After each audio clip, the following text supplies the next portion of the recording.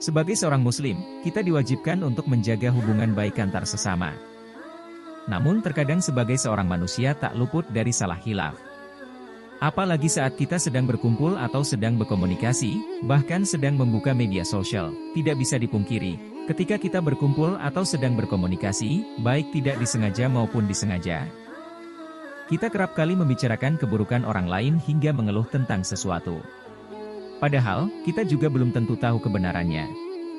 Sebagai muslim kita semua tahu bahwa ghibah atau bergosip tentang keburukan orang lain adalah tindakan yang tidak disukai oleh Allah Subhanahu wa Ta'ala dan bisa menjadi salah satu pemicu permusuhan antar sesama manusia, karena mungkin hal yang dibicarakan adalah kebohongan atau fitnah. Kendati demikian, hal tersebut tidak menjadi acuan bagi umat Islam untuk berhenti ghibah atau bergosip tersebut, bahkan di media sosial banyak disediakan sarana untuk bergosip tersebut, sehingga mau tak mau semua dapat mengaksesnya dengan mudah. Berikut ini balasan yang Allah berikan kepada muslim yang suka ghibah atau bergosip. Dalam Al-Quran, Allah berfirman, "Wahai orang-orang yang beriman, jauhilah banyak prasangka. Sesungguhnya sebagian prasangka itu dosa. Janganlah kamu mencari kesalahan orang lain dan jangan di antara kalian menggunjing sebagian yang lain. Apakah di antara kalian suka memakan daging saudaranya yang sudah mati? Tentu kalian akan merasa jijik. Bertakwalah kalian kepada Allah. Sesungguhnya Allah Maha Penerima Taubat dan Maha Penyayang." Quran Surat Al-Hujurat ayat 12. Berikut 3 azab buat orang-orang yang suka ghibah. 1. Dosanya lebih dari berzina. Ketika seseorang bergosip atau ghibah, dan hal itu menyebar lalu diceritakan kepada orang lainnya secara terus-menerus, maka dosa terus mengalir tanpa henti.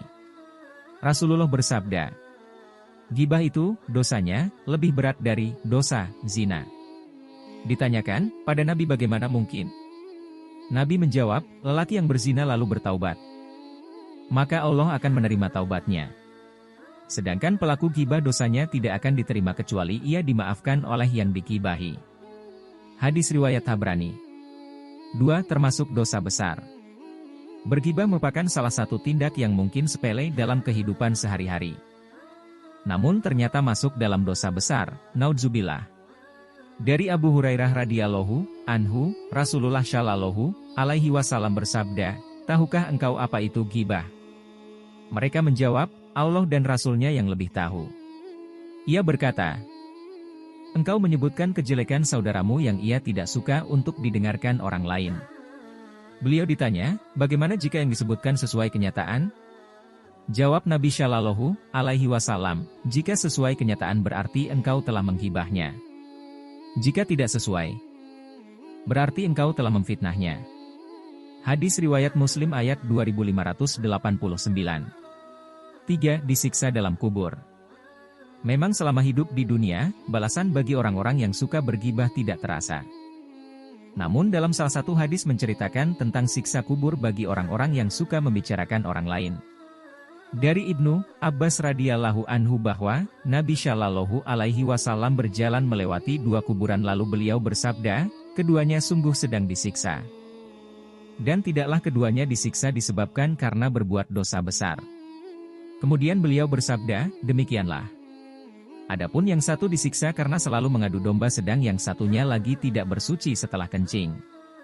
Ibnu Abbas radhiyallahu anhu. Kemudian beliau mengambil sebatang dahan kurma lalu membelahnya menjadi 2 bagian kemudian menancapkannya pada masing-masing kuburan tersebut seraya berkata, "Semoga diringankan siksanya selama batang pohon ini masih basah." Hadis riwayat Bukhari.